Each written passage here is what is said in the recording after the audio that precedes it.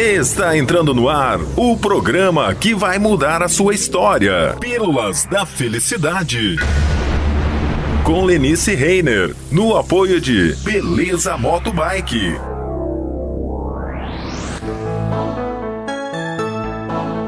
Oi, gente, tudo bem por aqui? Como está o seu medo hoje? E a pílula é a verdade sobre o medo. Mas antes de falar dela, vamos para o terceiro motivo que ficamos devendo para você no último encontro. Por que é que você não consegue o resultado que deseja? Seja bem-vindo ao mundo mágico onde tudo acontece. Convide seus amigos para estar ligado conosco nessa aventura sobre a sua vida. E agora sim, bora pro terceiro porquê. E o terceiro motivo pelo qual você não alcança o resultado é a culpa. E se você já nos acompanha, percebe que já falamos dela. Só que hoje vamos falar de uma forma diferente. E se você quer conquistar o sucesso que deseja, mas você será sempre melhor do que seus pais. Talvez os seus pais tenham sido melhor do que você está hoje. Mas uma coisa eu vou te dizer. Toda vez que você for melhor do que seus pais, de qualquer forma você vai sentir culpa, mesmo que você não seja. E você sabia que existem dois tipos de culpa? Ué, como assim? A culpa boa e a ruim. Nossa, Lenice, nunca ouvi falar de culpa boa. É isso mesmo? Isso não existe. Você já ouviu falar muita coisa sobre culpa, mas culpa boa parece meio estranho, não é mesmo? Vamos lá então explicar o que é essa culpa boa. Hoje em dia a gente ouve falar muito em pessoas tóxicas.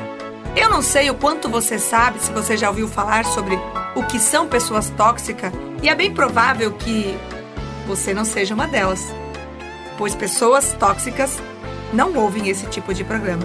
Elas não querem ouvir verdades. E este é um programa de verdade que poucas pessoas têm coragem de dizer. Verdades que poucas pessoas têm coragem de expressar.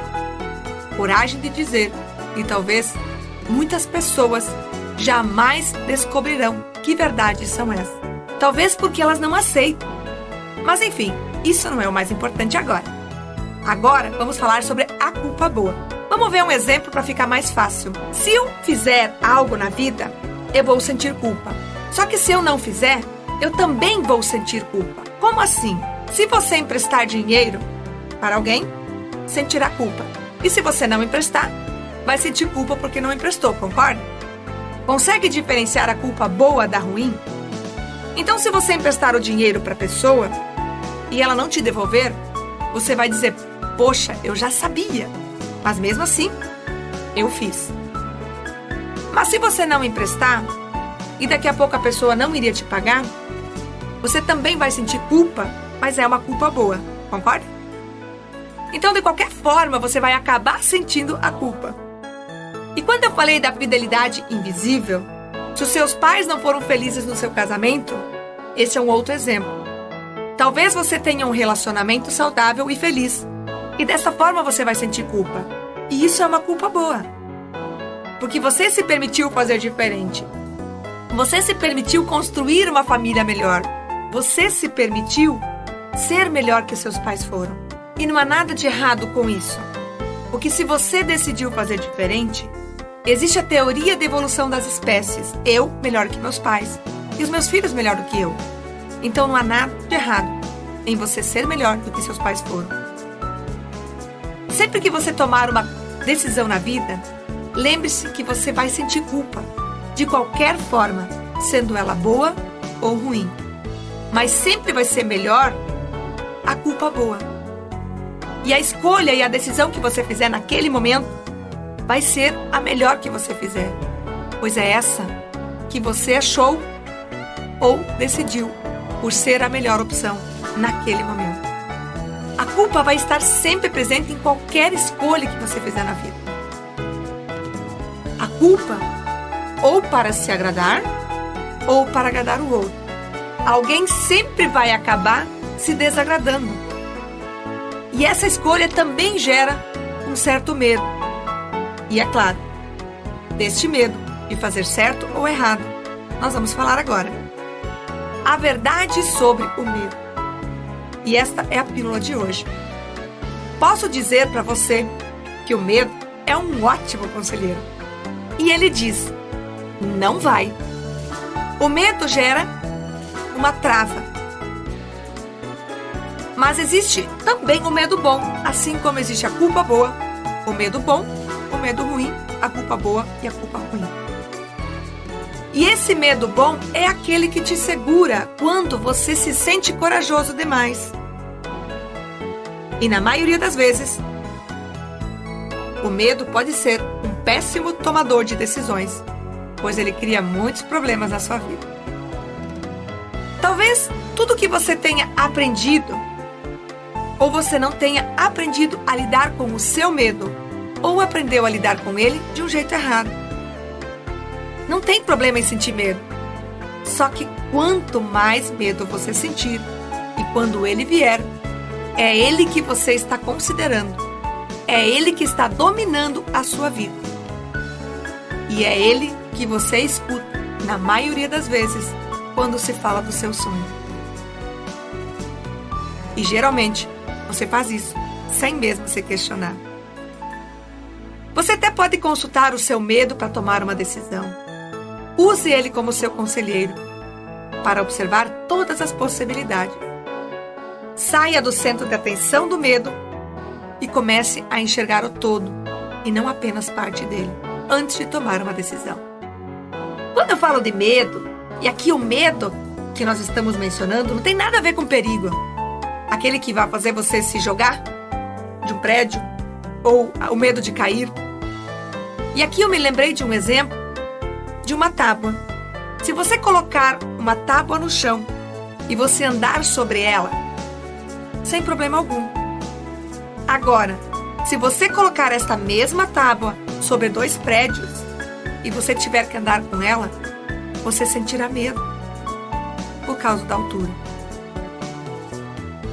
Este é o medo do perigo, mas não é deles que estamos falando. Talvez o medo que você sinta seja um sentimento e que te ajudou a crescer na vida. E mesmo assim, você teve medo. E esse mesmo medo que você tem hoje, porque talvez aquele medo te impediu de ser feliz.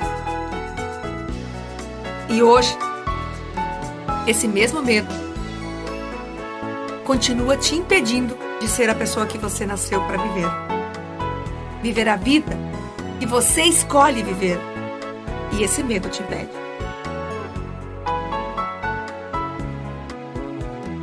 Hoje nós estamos aqui no programa Pílulas da Felicidade,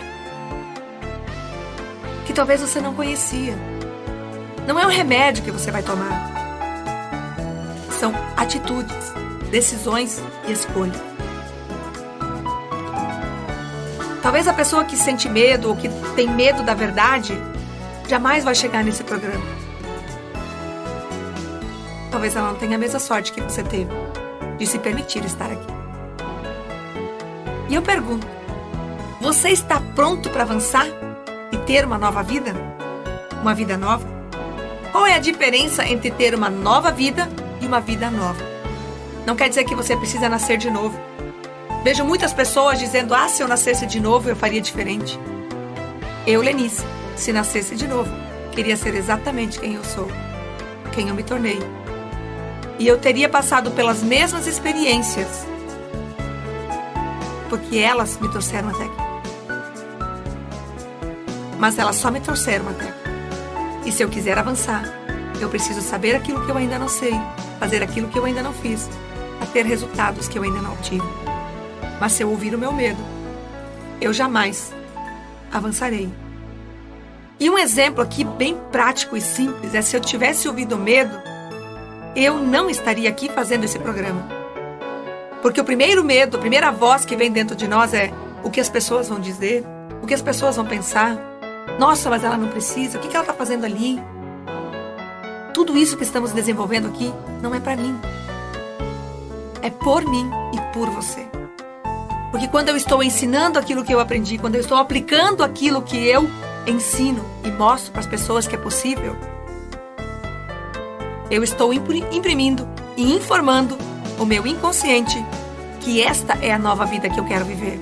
E tudo aquilo que eu descobri, ouvi um amigo meu dizendo um dia: se você segurar isso para você, você está cometendo um grande erro. Porque se você foi escolhida para ajudar as pessoas a entender a sua vida e viver uma vida melhor, o que você está fazendo? Deixando a sua oportunidade passar. E eu hoje estou aqui nesse programa exatamente para ajudar você a entender a sua essência, entender as suas dificuldades, entender os seus medos e de onde eles vêm e por que eles insistem em comandar a sua vida. O medo, ele te orienta, ele te desperta para o cuidado.